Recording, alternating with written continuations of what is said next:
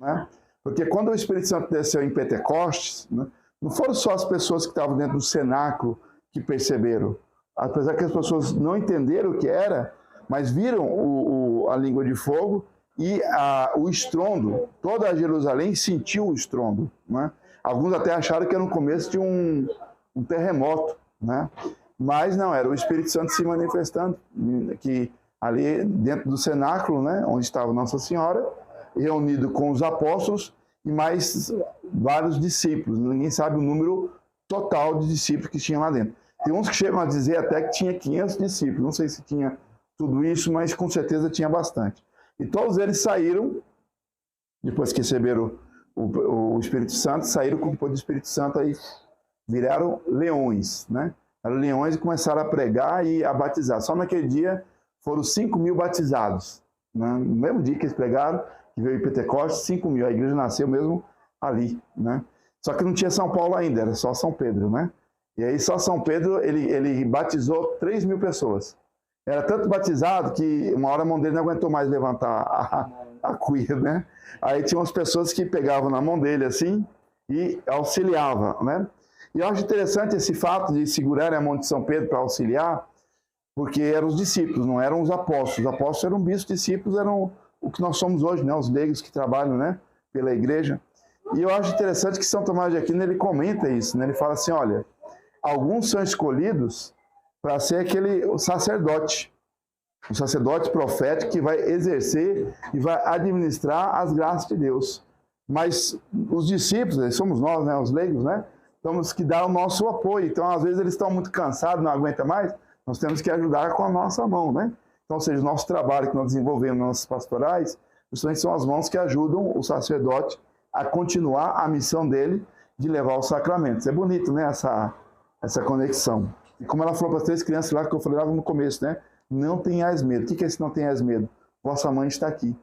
Então, naquela época, estava passando pela Primeira Guerra Mundial, naquela época estava passando por uma fome muito grande na Europa por causa da guerra, mas também estava tendo uma pandemia chamada gripe espanhola, que estava matando tanto quanto a guerra, né? Então a situação era muito, muito crítica, e a Nossa Senhora falou, olha, eu não tenho medo porque eu sou a mãe que veio ajudar. E hoje nós podemos dizer a mesma coisa, né? O mundo está passando por uma situação muito crítica também, né? Nós estamos vendo aí a situação mundial como é que está, né? As ideologias contra a fé estão cada vez mais tentando destruir a nossa fé, tentando destruir a família, tentando destruir a inocência das crianças, com ideologias que são pecaminosas, né? Hoje eu vi até um comentário, eu estava vendo um canal católico, e um senhor falando assim, que a nossa batalha agora vai ser o seguinte, o inimigo agora vai tentar tirar a nossa sensibilidade do que é certo e do que é errado. Entendeu, não? Então aquilo que é pecado, ele vai tentar colocar para nós que é certo. E aquilo que nós conhecemos como certo, que é o que nós aprendemos desde criança, né? Não mentir, não roubar, não matar, não adulterar, não pecar contra a castidade, vai parecer uma aberração. Mas não é só eles que vão começar a falar na nossa cabeça que a gente está errado, mas vão começar a querer perseguir aqueles que defendem o que Jesus Cristo pregou, né? E muitos santos falaram que haveria uma época em que haveria muitos mártires de novo. E o terceiro segredo de Fátima, não sei se já ouviu o terceiro segredo de Fátima, mas Nossa Senhora mostra isso, né? Nossa Senhora mostra o Papa chorando e um campo todo cheio de cadáveres. O Papa vai passando por cima daqueles cadáveres com o terço, rezando, chorando por aquelas almas. A Lúcia até perguntou, depois, mais para frente, a Lúcia perguntou se ali eram os bons ou eram os maus. A Nossa Senhora falou, tem os dois. E quando vem a catástrofe, pega todo mundo, né? E aí o Papa começa, no terceiro segredo, né? Começa a subir uma montanha e aparecem pessoas fiéis à igreja que entram na procissão atrás do Papa. Bispos, padres, leigos, ricos e pobres. Ela fala bem isso, todas as classes sociais. Mas durante a subida da montanha, aparecem soldados que começam a matar todo mundo. E quando chega lá em cima da montanha, só tem o Papa sozinho, diante de uma cruz. E aí o Papa então leva um tiro. Interessante, né? Aí é o terceiro segredo de Fátima. Estou contando só os detalhes, né? O detalhe não, estou contando só por cima, não estou contando todos os detalhes. Então a gente vê que realmente alguns acham que isso já aconteceu, outros acham que isso está por acontecer, né? Mas daí nós temos que olhar para Nossa Senhora e como o Papa João Paulo II dizia, quando chegar esses dias de provação, olhem para a estrela. Tem uma estrelinha aqui. Ele apontou para essa estrelinha que tem aqui. Essa estrela é a própria Maria. Nossa Senhora não quis aparecer coroado de 12 estrelas, mas só com uma estrelinha. Para dizer assim, olha, na hora da provação, quem tiver fé, saberá encontrar essa estrela, que é a própria Maria, que veio para nos guiar. Né? Para que a gente persevere até o final. E se for necessário, dar a vida para o nosso Senhor Jesus Cristo. Né? Mesmo porque morrer, todo mundo vai morrer um dia. Né? A questão é, para onde eu vou? Né? Eu quero ir para o céu. Né? Então, se eu quero ir para o céu, se quiserem me martirizar, né? Mártir não passa nem pelo purgatório, mas sofre aqui na Terra. Né? Então, a gente tem que estar disposto a se entregar para Jesus e para Maria, né? Que vai chegar esse momento. Infelizmente, é a nossa realidade. Mas para nós, essa coroação é uma consagração, uma entrega. Ela sim vai ser a rainha da minha casa e com ela virá o Espírito Santo que renovará a nossa fé. Né? Em quem? Em Jesus Cristo. Uma fé firme, uma fé fiel, uma fé limpa, sem essas heresias que nós estamos vendo aparecer de todos os cantos. Né? A gente vai ter claramente, olha, essa aqui é a fé que foi ensinado desde a época do nosso Senhor Jesus Cristo, a qual São Pedro e São Paulo deram a vida. Né? São Pedro foi crucificado para salvar essa fé, foi até crucificado de ponta cabeça, sabia disso? Não. Talvez para baixo, que ele pediu, né? Porque ele disse que não era digno de ser crucificado igual o mestre, né? Então ele queria que a cabeça dele ficasse na altura dos pés. E os romanos acharam até graça, vai sofrer mais, melhor ainda, né? E São Paulo foi degolado, decapitado, né? Degolado é só assim, né? Decapitado né? E a tal ponto que quando diz a tradição, né, que o sujeito como desceu a espada, né, foi com tanta força que quando cortou, a cabeça dele voou tão longe de São Paulo, que bateu em 3 lugares diferentes, e aonde a cabeça de São Paulo bateu, criou uma fonte de água, que é chamada lá na Itália, Tre Fontaine, as 3 fontes, né? Mas é bem espaçosa uma da outra, né? Para ver que ele bateu com muita força também, espirrou que foi longe, né? Uma bola, exatamente, né? Aí a história é interessante, São Paulo, mesmo depois de decapitado, onde bateu a cabeça dele, fonte de água, né? Que a água significa vida, né? Significa vida, né? Da vida, né? É interessante, né? Então, cortou a cabeça dele, aonde vai continuar? Vai continuar o batismo, vai continuar a água. E é 3, né? Em honra o quê? A Santíssima Trindade. Interessante, né? E até hoje, nós estamos aqui hoje por causa deles, né? O sangue que eles deram por nós lá atrás, São Pedro e São Paulo, fez com que nós perseverássemos até hoje, né? E seguindo o exemplo deles, a gente se sente, né? E quantas coisas que a gente lê em São Paulo que nos animam, né? Combati o bom combate, né?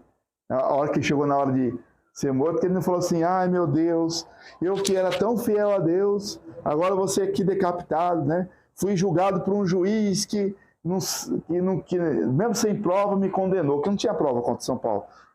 Segundo a lei deles, na época, não podia ser condenado. Mas como o mal faz até hoje, né? A gente lê a história e vê hoje, faz que está repetindo a história assim, né? Então vai por cima, sem ter prova, sem nada, e quando o mal quer, e condena do mesmo jeito, né? Não tinha prova, você pode olhar, pode procurar lá, não tinha como condenar São Paulo, mas vão condenar do mesmo jeito, né? E naquela época era, né? E aí iam matar ele crucificado. Ele falou, não, eu sou cidadão romano, né?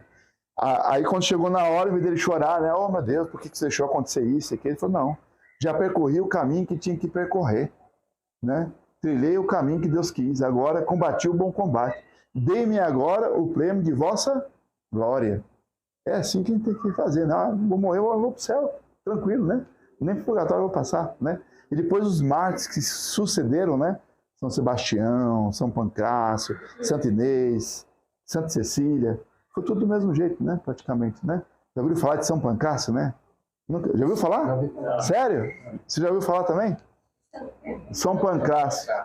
É. Os pais dele eram santos, só que eu não lembro o nome do pai dele. O nome da mãe dele eu lembro, Santa Lucília. Né? Santa Lucília era mãe de São Pancrácio. Mas o fato interessante de São Pancrácio é que quando o pai dele foi morto por um urso, se eu não me engano, lá na arena, como é que fala? No Coliseu, né? No Coliseu. Aí quando ele foi pego, foi ser martirizado, né? Soltaram tipo um guepardo, que a gente chama de onça, né? Aí a onça chegou, deitou no pé dele. Aí os romanos ficaram furiosos, né? Amarraram a onça, tiraram. Aí botaram um tigre. Aí o tigre já esfomeado, 7 dias sem comer. O tigre foi, quando chegou perto dele assim, deitou, igual um gatinho. Aí vamos soltar o leão. Aí soltaram 2, 3 leões. Aí ele tinha um negócio que estava segurando, que parecia até um escapulário. Era um paninho marrom. Dentro do paninho marrom, ele tinha uma relíquia do pai dele, que era uma relíquia que ele usava sempre para proteger ele, que era um pedacinho de osso do pai dele. A gente chama de relíquia, né? Ele ficava lá. Aí o pessoal, ele é um bruxo, né? Manda ele tirar aquele pano, aquele lá que está nos animais. Aí ele falou assim, olha, o que tem aqui é uma relíquia de meu pai que foi martirizado aqui. Quem matou meu pai foi um urso. Pois solte o urso, que eu vou autorizar o urso a me martirizar. Olha aí, ele autorizou o animal que ele quis martirizar ele. Aí levaram o urso, e aí ele falou, pode vir agora. Aí o urso foi e martirizou ele, né? Tem um caso também de um outro santo que eu esqueci o nome, que ele também ele mandou os leões pararem, eram vários, né? Mandou os leões pararam, deitaram, fez toda uma pregação. Depois que ele acabou a pregação, ele falou assim, vinde, ó leões, e triturai a minha carne como o trigo é triturado para virar a hoste depois do corpo de Cristo. Assim também meu corpo será triturado e minha alma purificada para se unir ao corpo de Cristo no céu. É muita coragem, né? E foram esses livros que converteu o Santo Inácio Loyola, viu? Foram essas histórias que, rapaz, coragem mesmo é lutar por Jesus Cristo, viu? Para enfrentar o mundo. Porque ir com o mundo é fácil, ir com o modismo é fácil. Mas enfrentar a moda do mundo e falar, não, eu sou fiel a Jesus Cristo, não é como diz aquela história que todo mundo já ouviu falar, né? Eu e minha casa serviríamos ao Senhor. Falar é fácil, né? Botar em prática, né? Mas não é que a gente vai conseguir forças para isso. E Nossa Senhora mesmo falou. Consagração e rezar o texto, né? Por isso que é necessário rezar o texto todos os dias, para alimentar em nós a fé, a esperança e a caridade, né? E é o que nós vamos fazer agora, né? Maio na cova da ilha, no céu aparece a Virgem Maria. Ave, Ave Maria. Das mãos lhe vendiam pontinhas de luz. Assim era o terço da mãe de Jesus. Ave, Ave, Ave Maria. Ave, Ave, Ave Maria. Viva Nossa Senhora de Fátima!